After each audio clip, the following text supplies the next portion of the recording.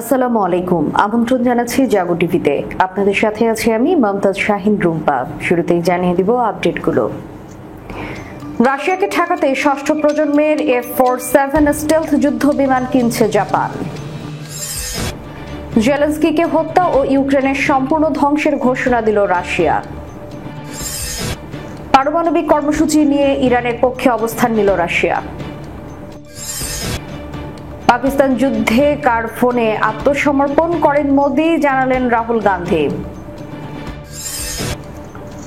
ইসরায়েলের সঙ্গে ক্ষেপণাস্ত্র ক্রয় চুক্তি বাতিল করল স্পেন।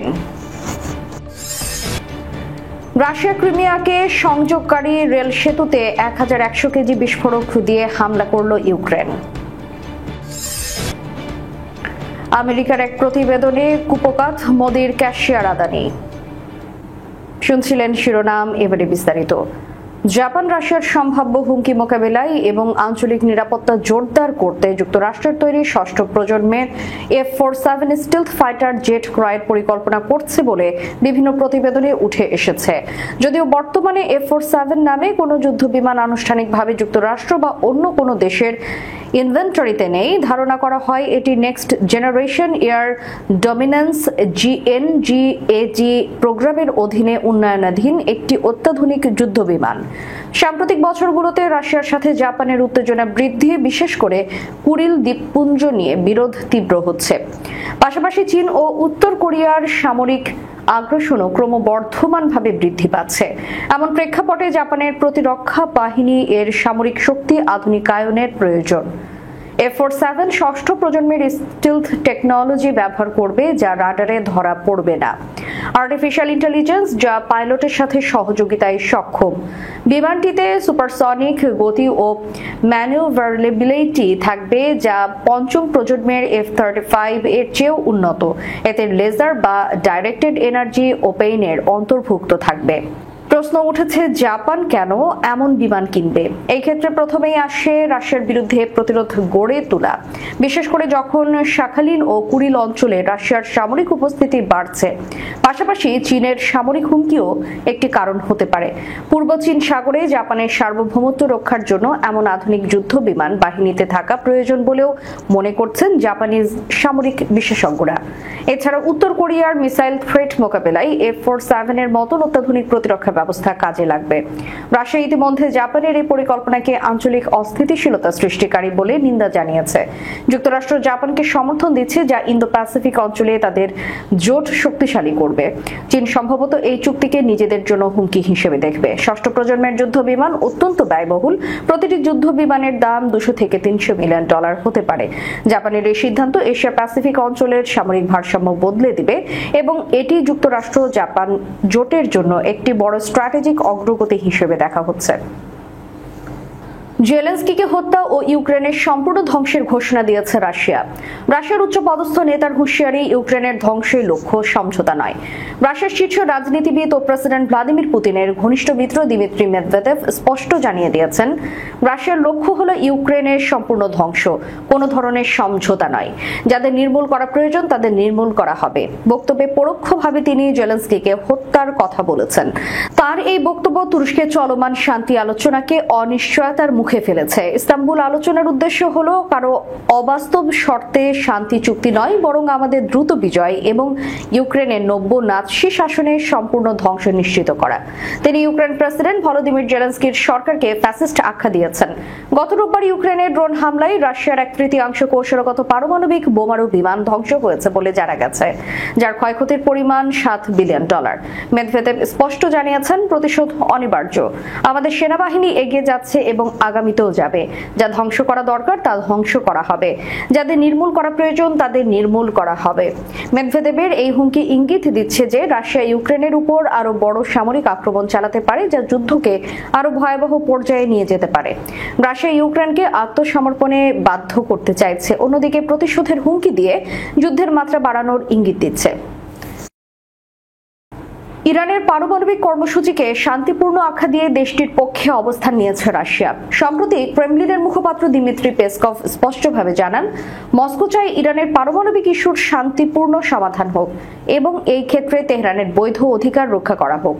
মঙ্গলবার রাশিয়ান নিউজ এজেন্সি তাস তাদের প্রকাশিত এক প্রতিবেদনে এই তথ্য জানায়। প্রতিবেদনে বলেন, আমরা ইরানের পারমাণবিক সমস্যা শান্তিপূর্ণভাবে সমাধানের প্রচেষ্টাকে সম্পূর্ণভাবে সমর্থন করি।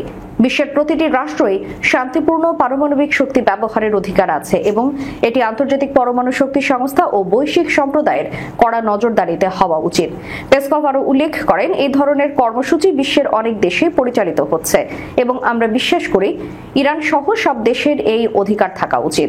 রাশিয়া ইরানের দেওয়া সরকারি বক্তব্যের উপর আস্থা রাখছে, যেখানে তেহরান জানায় তাদের পারমাণবিক কর্মসূচির পেছনে কোনো সামরিক উদ্দেশ্য নেই। মুখপাত্র বলেন, ইরানের বিরুদ্ধে পারমাণবিক অস্ত্র তৈরির যেসব অভিযোগ রয়েছে, আমরা সেই সব বিষয়ে ইরানের সরকারি বিবৃতিকে প্রধান ভিত্তি হিসেবে দেখি। ইরান পরমাণু অস্ত্র তৈরির কোনো পরিকল্পনা বা ইচ্ছা রাখে না। তাদের এই অবস্থানকেই আমরা গ্রহণ করি। এদিকে ইরান যুক্তরাষ্ট্র পারমাণবিক আলোচনার প্রেক্ষাপটেও নতুন কিছু তথ্য সামনে এসেছে। মার্কিন প্রেসিডেন্ট ডোনাল্ড ট্রাম্প পূর্বে বলেছিলেন, যুক্তরাষ্ট্র ইরানকে ইউরেনিয়াম সমৃদ্ধির অনুমতি দেবে না। কিন্তু মার্কিন সংবাদ মাধ্যম এক্সিওস জানায়, চলতি বছরের 30 মে ওয়াশিংটনের পক্ষ থেকে ইরানকে একটি প্রস্তাব দেওয়া হয়েছে, যেখানে সীমিত পরিসরে ইউরেনিয়াম সমৃদ্ধির অনুমতি দেওয়ার কথা বলা হয়েছে।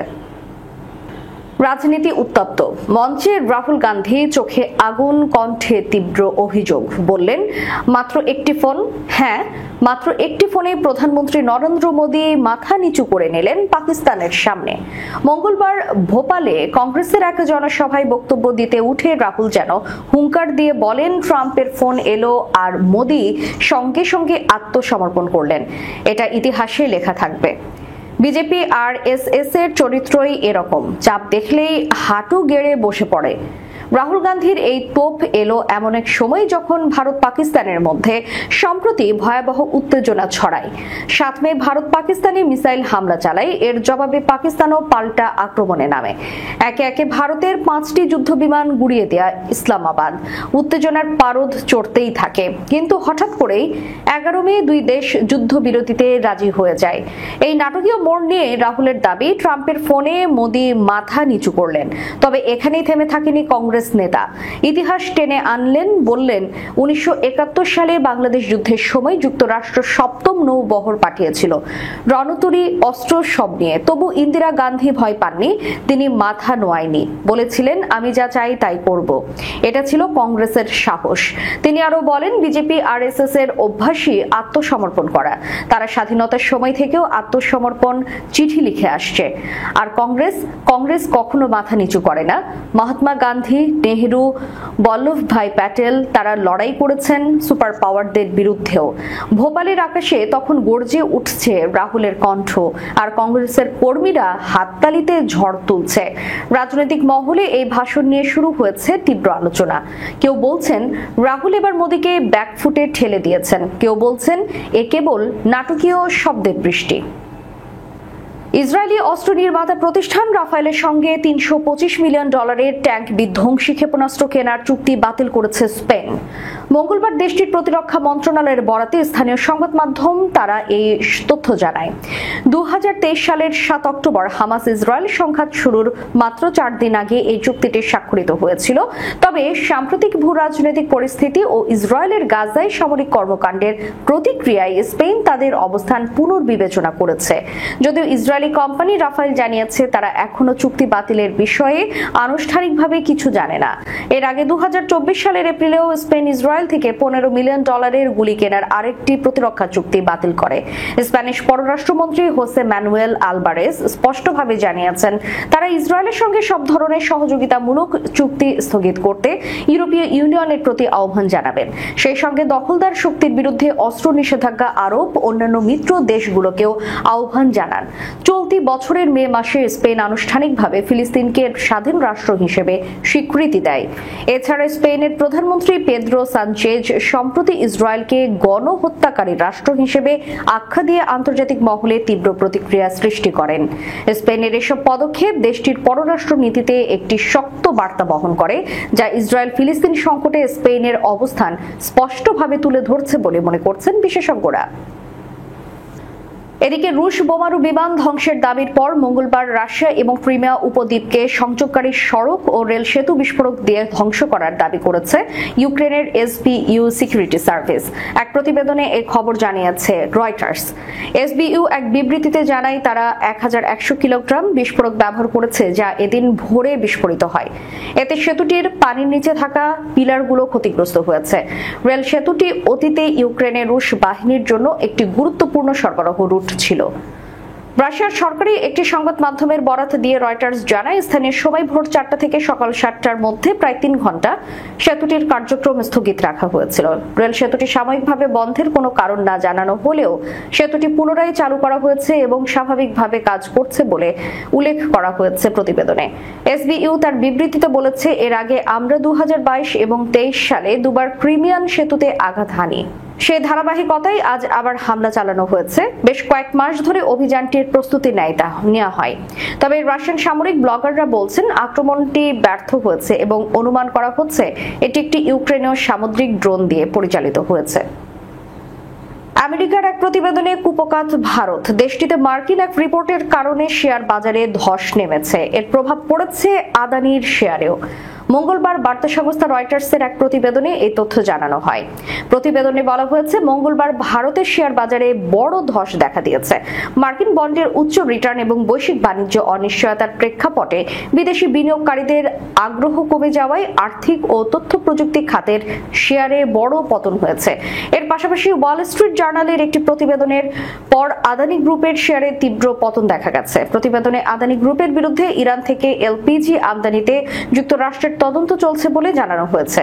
মঙ্গলবার সেন্সেক্স সূচক 0.78% কমে 80,737.51 পয়েন্টে নেমে এসেছে। এছাড়া নিফটি 50 সূচক 0.70% কমে গিয়ে 24,542.5 পয়েন্টে দাঁড়িয়েছে।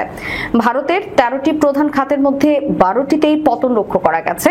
এর মধ্যে ভারী ওজনের আর্থিক খাত ও বেসরকারি ব্যাংকিং খাত যথাক্রমে 0.7% এবং 1.2% হারিয়েছে। আইটি খাতও 0.7% পতনের মুখে পড়েছে। আশিকা গ্লোবাল ফ্যামিলি অফিসের সহ প্রতিষ্ঠাতা অমিত জৈন বলেন, যুক্তরাষ্ট্রের ট্রেজারি বন্ডে এখন যে পরিমাণ ঝুঁকিমুক্ত মুনাফা মিলছে তা বিবেচনায় বিদেশি বিনিয়োগকারীদের কাছে ভারত সহ উদীয়মান অর্থনীতিতে বিনিয়োগের অনুপ্রেরণা কমে গেছে। তার উপর বৈশ্বিক বাণিজ্যে অনিশ্চয়তা থাকায় পরিস্থিতি আরো জটিল। দর্শক, শেষ করার পূর্বে সংবাদ শিরোনামগুলো জানিয়ে দিব আরো একবার। রাশিয়াকে ঠেকাতে ষষ্ঠ প্রজন্মের F-47 স্টেলথ যুদ্ধ বিমান কিনছে জাপান। জেলেনস্কিকে হত্যা ও ইউক্রেনের সম্পূর্ণ ধ্বংসের ঘোষণা দিল রাশিয়া। পারমাণবিক কর্মসূচি নিয়ে ইরানের পক্ষে অবস্থান নিল রাশিয়া। পাকিস্তান যুদ্ধে কার ফোনে আত্মসমর্পণ করেন মোদি, জানালেন রাহুল গান্ধী।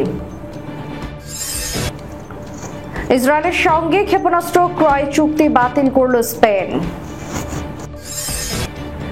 রাশিয়া ক্রিমিয়াকে সংযোগকারী রেল সেতুতে 1100 কেজি বিস্ফোরক দিয়ে হামলা করল ইউক্রেন। আমেরিকার এক প্রতিবেদনে কুপকাত মোদির ক্যাশিয়ার আদানি। এতক্ষণ আমাদের সাথে থাকার জন্য ধন্যবাদ। আল্লাহ হাফেজ।